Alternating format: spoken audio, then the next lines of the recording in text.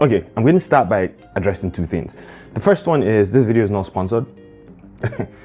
I don't barely get any sponsors. So the second one is, yeah, the set. Now I just want to turn on my camera, put it on my desk and shoot. I really don't care if it looks great, cinematic, whatever. I really don't care. I just want to turn on my camera and shoot. So for the most part, this is what you guys are going to be getting, because I feel like I don't have a lot of time to create content. But at the same time, I really want to create content. So I don't know if that makes any sense. But yeah, so like I said, this video is not sponsored, but I want to tell you guys why I like the Zhiyun B500. And these lights are here. By the way, they're inside a Cobalt box. Let's just show you that it's not sponsored. Because if it was, they would not want me to show Cobalt, because Cobalt is another lighting brand. But I just want to tell you guys why I really like these lights. And I'll be very clear. They did send me this light a while ago, and I've been using this light for maybe 6 months now, or I don't know, around that. I did a video a while ago when they first sent me the light, so you guys can check out that video. And I also did a video after that, but I never put the video up because for some reason I just never got to shooting like B-rolls to show you guys everything. And now I don't have the time to shoot B-roll, so I just want to bring this thing out the bag, show you what it looks like. Pretty sure you can see videos or photos of what it looks like online, but also tell you why I like it, because what it looks like is the major reason why I like it for photography. Now, if you are into videography, we're going to get into reasons why I think you should not buy this light, or if you're like a hybrid shooter like me that you do both photos and videos, why I think it's good, why I think it's not good. But we'll get into all that. But yeah, I'm going to get into the first reason why I really like this light. And the reason is because it's pretty compact. So this box right here from Cobalt came with one light. It was just a 200 watt light that was in this box, and I've been able to fit two B500s in here. So whenever it is that I'm going for my photo shoots, I take two B500s. Sometimes I shoot with just the B500s, so just LED lights. Sometimes I shoot with the LED lights alongside a studio strobe, like a Godox AD600 or AD600 Pro. So one of the main reasons why I really like it is because of how compact it is for the power. So this is a 500 watt light. So these are B500s from Zhiyun. And I love that they are pretty compact, even as 500 watt lights. This is all you get. And that's another reason why I really like it. Now, if you are a photographer, you know that when it comes to your studio strobes, although they are not as fat as this and you know, they are like pretty small, the thing about studio strobes is you just get the strobe head itself, and you don't get any other attachment. But with LED lights, you get the strobe heads, and you get like or you get the LED head, and then you get like a controller, right? This does not come with a controller. As a photographer, I think that's fantastic. The fact that I can just put this on the stand, raise it up, use it like I would typically use an LED, a strobe light, and not worry about controllers. A lot of people will want to control the power of the light, right? For me personally, I really just put it at 100%, because if I need to control anything, I would rather use my shutter speed. And the reason why I would rather use my shutter speed is because when you shoot with LED lights, if your subject moves, you know, the image tends not to be sharp. You know, you can see that blur in the movement. So with strobes, a strobe will kind of like freeze the image, but LED lights don't do that, right? So that's why I just keep this at the highest power possible and then just shoot with that. So I'll control whatever it is that I need to control. The light, I'll control it with my shutter speed for the most part. So I really like that they're 500 watts, pretty powerful, and in this small unit, right?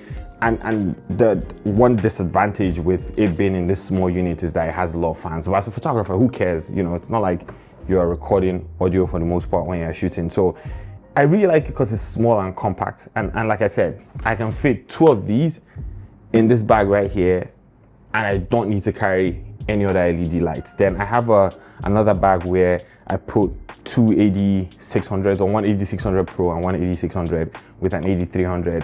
And I have 5 lights that I can go to any photo shoot with, and I'll have enough lights for that photo shoot. One other thing I like about these lights is, if you look right here, I don't know if you guys can see it, it has a umbrella hole right here. So a place where you can put the umbrella, and then you can tie this in. A lot of LED lights don't have that, and I'm somebody that when I use these lights, I typically use them with like a large 6-foot umbrella, right? I absolutely love that. The fact that it has that right there is amazing. Like I said, this light is kind of built like a strobe for you to use for photography purposes. One other thing I like about these lights, the fact that they're bicolor. So I think the range is from 2,700 all the way to 6,500, something like that. Yeah, so it's bicolor.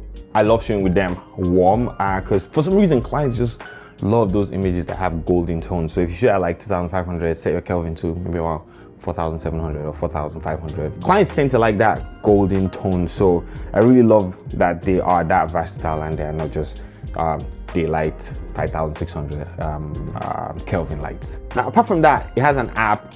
Amazing. I love using the app. It's easy for you to use the app to set the temperature or whatever it is that you need to do when it comes to lights, and it's just easy to use. That's the reason why I really like it. It's small, it's compact, it's powerful, easy to use. Now we're going to talk about the cons. If you are a videographer, this thing gets pretty loud if you want to record audio.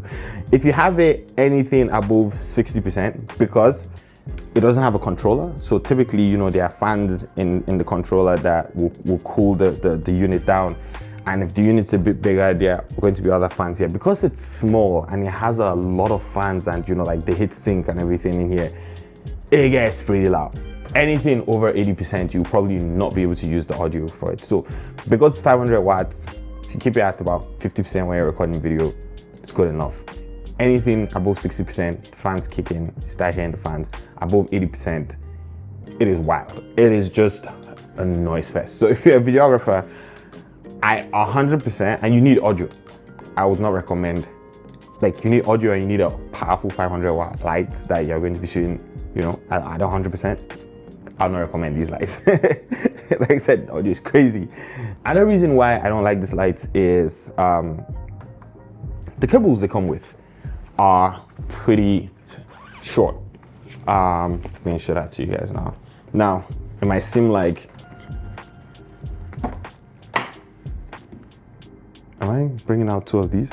Okay, definitely I'm bringing out 2 of these. Okay, because I was like, how come it's so long now? Anyways, so the cables aren't long enough. They are, in my own opinion, pretty short. If you're getting these lights, then you probably have to add another 10 or 15 bucks to get extensions to use with these lights. For the most part, the cables are pretty short. I absolutely hate that about these lights. So that's another thing that I do not like, but it's really not a deal breaker for me. I love the fact that they're small. I'll take the fact that they're small over any other thing. So yeah, off the top of my head, the Zhiyun B500 as a photographer is definitely a win for me. Absolutely love this light. I take this light everywhere. If you know any photographer that has this light, they'll tell you that they love these lights. Take them everywhere, shoot all my shoots. I definitely use these lights. Even if I don't use them, because they're really small, I can just pack them in the bag. I'll just take them with me. So for the most part, I think there's some of like the more affordable options out there for a 500 watt light. And I would 100% recommend these lights if you're a photographer. Put that at the back of your mind. If you're a videographer, these lights get pretty loud when they are anything above 80%. But yeah, that's it. Anyways, thanks so much for watching this video. I'm going to be making a lot more videos like this where I just talk about things that I use for my photo shoots, and yeah, I just share my thoughts on them. And if they suck, I'll tell you straight up that these things suck and you shouldn't buy them. And if they're good, I'll tell you that they're good. I'm thinking about doing a video about this Holland Lark M2S, which is a mic that I'm using right now. It's not the best mic, but I absolutely love it, and I'm thinking about doing a video like this. So if you want to do YouTube videos like me too as a photographer, then you know, you can check out the gear that I use. Links will be in the description, and also you can get an idea of what the gear I use feel like. You know, I mean, I can tell you what they are like, and if you want to get it, then go ahead and get it. But for the most part, I'm just here to show you the gear I use, and I'm not shilling for anybody, to be very honest. If you send me stuff and it's good enough, then I'll come on here and talk about it. If it's not good enough, I'll probably still talk about it and tell you that it's crap. But yeah, anyways, thanks so much for watching this video. See you guys in the next one. Peace out, guys.